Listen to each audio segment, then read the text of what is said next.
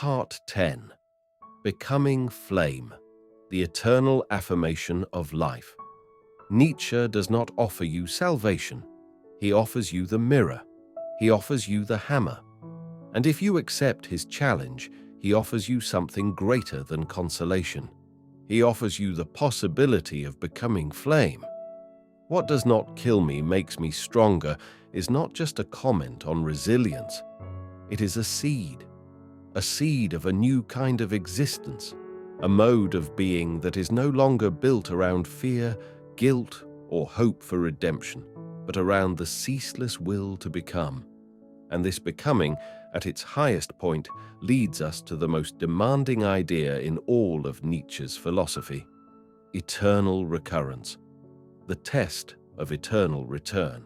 Imagine, Nietzsche says, that one day a demon comes to you in your loneliest solitude and says, "This life as you now live it and have lived it, you will have to live once more and innumerable times more. Every pain and joy and every thought and sigh must return to you, all in the same sequence. Would you collapse in despair, or would you rejoice?" This is not a metaphysical doctrine.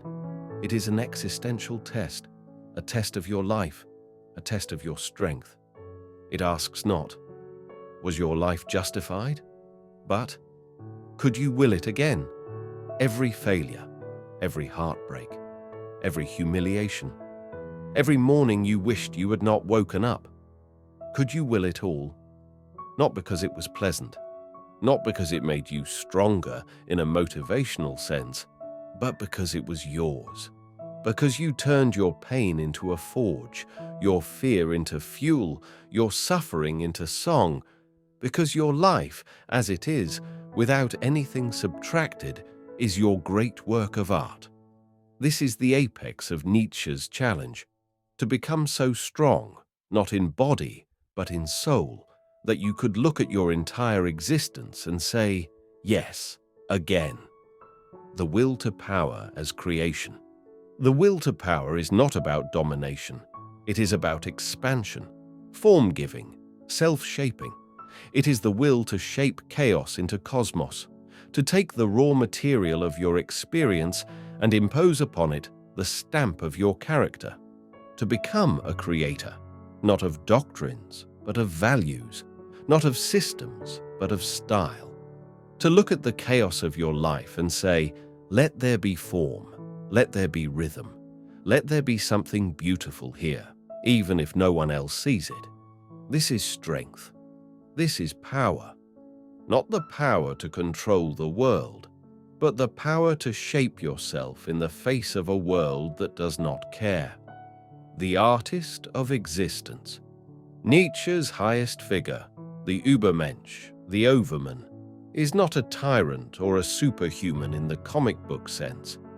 He is the artist of existence, one who does not demand that life conform to his desires, one who dances with fate, not in resentment, but in affirmation, one who has gone through fire, through solitude, through madness, and returned not with answers, but with laughter.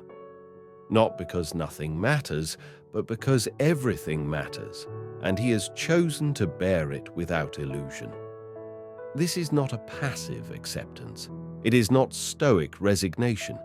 It is the most radical act of will, to affirm life as it is, to want nothing to be different, not because it is perfect, but because it is yours, because it has become your crucible, your furnace, your stage.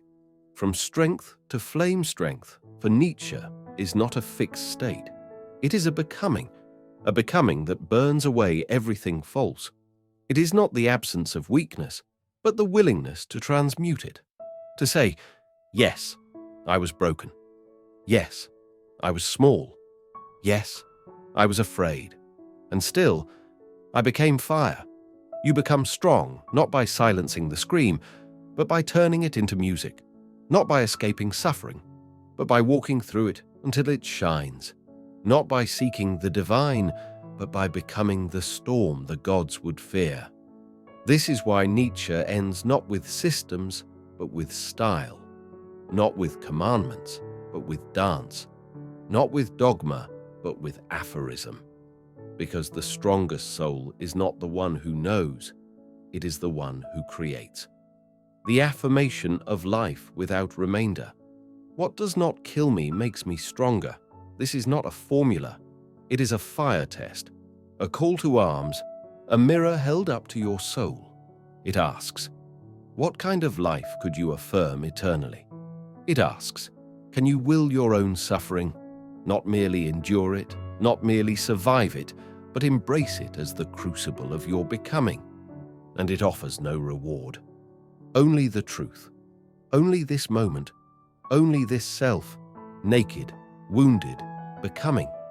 But if you pass through it, if you do not shrink back, if you make of your scars a sculpture, your sorrow a style, your ruin a rhythm, then perhaps you will understand the force behind Nietzsche's most dangerous idea. Then perhaps you will no longer merely be strong. You will be flame. You will be the affirmation itself. You will say, yes, again, yes.